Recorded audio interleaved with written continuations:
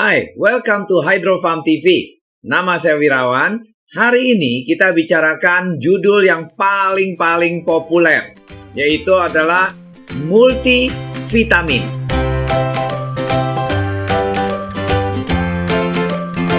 Multivitamin memang kombinasi banyak vitamin atau mineral-mineral yang berbeda. Biasanya mineral vitamin ini bisa kita dapatkan di makanan-makanan atau sumber alami lainnya. Makanya multivitamin dipercaya bermanfaat untuk meningkatkan daya tahan tubuh. Kedua, mengimbangi pola makan yang kurang sehat. Dan mencegah terjadinya penyakit-penyakit yang tidak kita inginkan. Nah, di dalam takaran multivitamin sendiri, karena ini akan overlapping sama yang di badan kita, yang kita makan dari sumber alami sehari-hari, berarti multivitamin sendiri nggak boleh takarannya terlalu tinggi. Makanya di dalam multivitamin takarannya macam-macam variasi of vitamin, cuman porsinya kecil-kecil. Di multivitamin biasanya juga tidak mengandung hormon atau obat-obatan atau herbal sama sekali. Nah, sekarang orang yang biasa makan multivitamin yang kayak gimana? Marilah kita sama-sama ini hari mengupas tuntas mengenai multivitamin. Nah, seringkali saya banyak ditanyain oleh teman-teman, selalu pada bilang, Pak, amankah kalau kita mengonsumsi multivitamin setiap hari?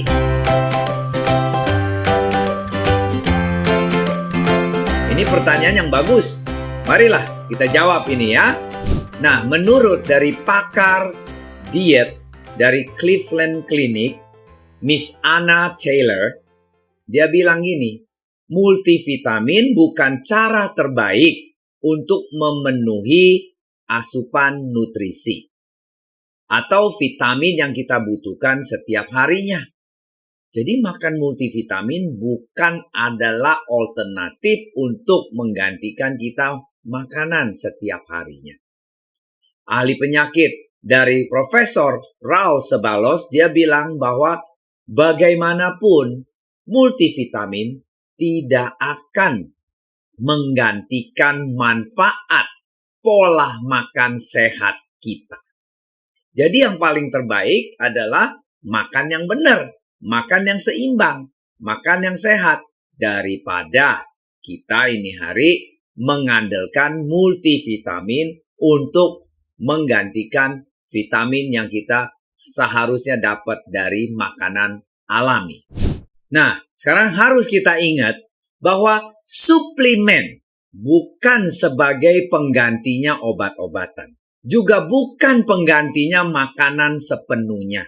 Kita perlu mengkonsumsi berbagai macam makanan sehat untuk memenuhi kebutuhan kita sendiri. Makanya suplemen hanya untuk melengkapi atau menambah asupan makanan kita. Nah, sekarang kalau kita udah ngerti, ayo kita pelajarin multivitamin itu tergantung dari apa aja. Nah, sekarang kalau kita bicarakan apa sih di dalamnya multivitamin itu, biasanya syaratnya di dalam kalau kita bilang multivitamin itu harus mengandung 3 unsur. Vitamin yang larut di air, vitamin yang larut di lemak, tambah lagi mineral-mineral yang kita butuhkan. Nah, untuk kita tahu lebih detail, kita compare nih ya, sekarang ya kita pelajarin satu persatu. Nah, untuk kita mengerti vitamin yang larut di lemak itu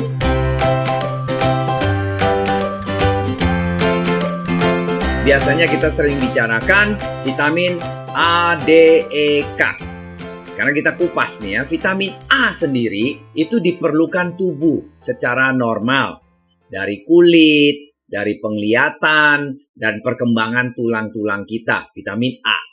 Biasanya kita bisa dapat dari susu, kuning telur, buah-buahan seperti kayak nanas, orange, cantaloupe, tumbuhan berhijau-hijau, lobak merah.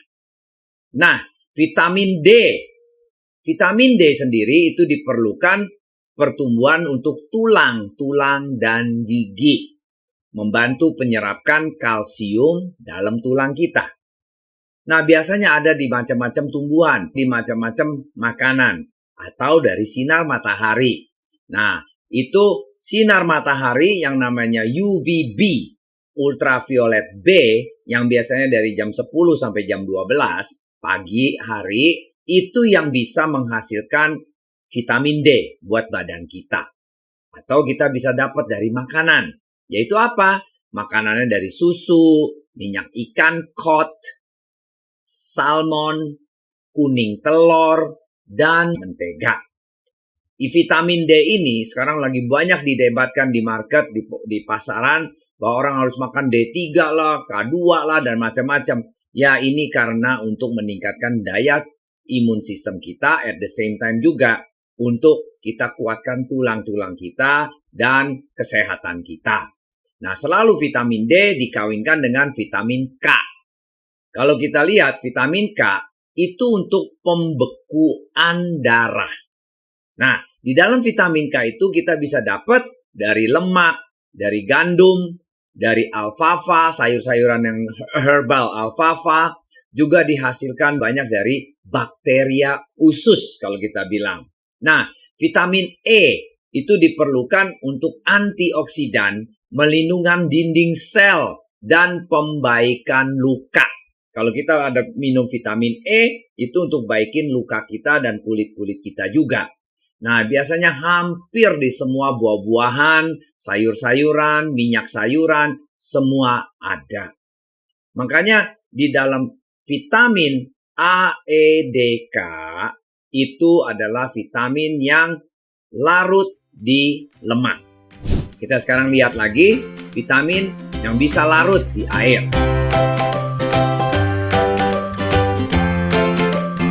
Vitamin yang bisa larut di air apa aja? Banyak nih ya. Kita kupas satu-satu. Ada vitamin B1. Nah, B1 itu diperlukan untuk pertumbuhan, selera makan kita, metabolisme, dan karbohidrat. Nah, banyak sekali di dalam vitamin B1 itu di makanan kita dalam namanya gandum penuh, di kacang-kacangan, kuning telur, buah-buahan, banyak di sayur-sayuran juga. Ingat loh, saya bolak-balik nih kita bicara vitamin tuh kuning telur, kuning telur, kuning telur. Sangat penting sekali kalau kita bisa setiap hari makan telur. Makanya banyak orang salah kaprah, kepikiran makan telur bisa sakit ini, sakit itu. Jangan. Kita harus berubah cara pikir itu. Telur kuning itu penting banget. Karena kuning telur itu mengandung banyak sekali gizi dan vitamin. Ya, terus vitamin B2.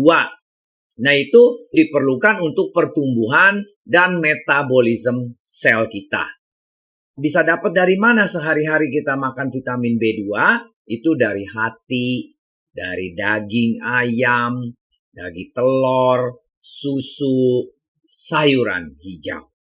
Terus kita ada lagi vitamin B3. Bahasa Inggrisnya niacin.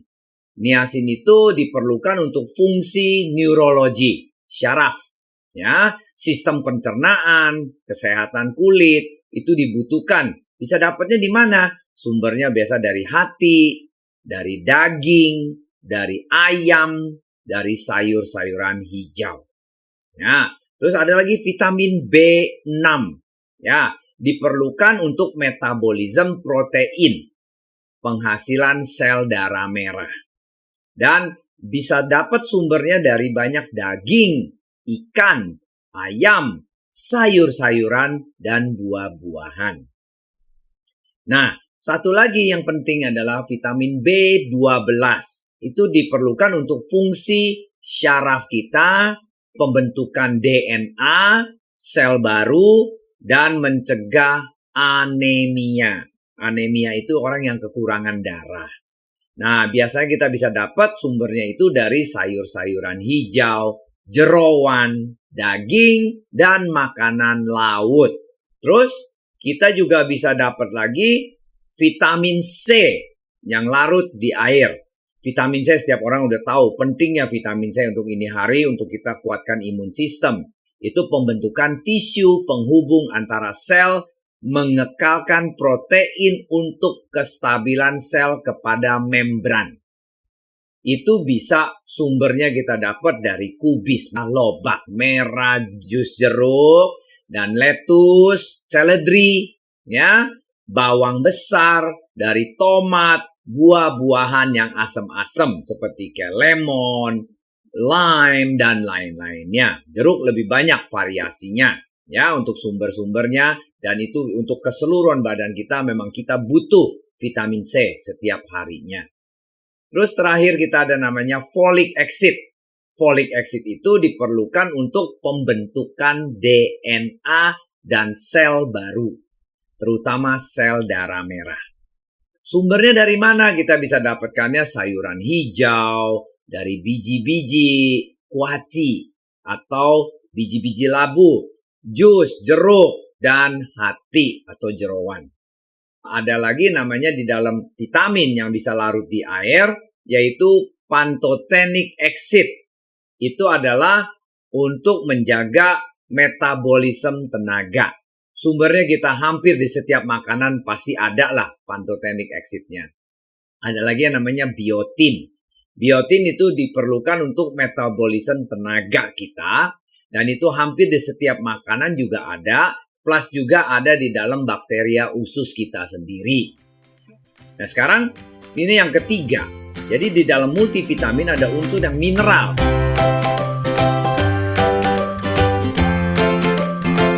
Mineral itu di badan kita juga perlu. Cuman nggak boleh kekurangan, nggak boleh kelebihan.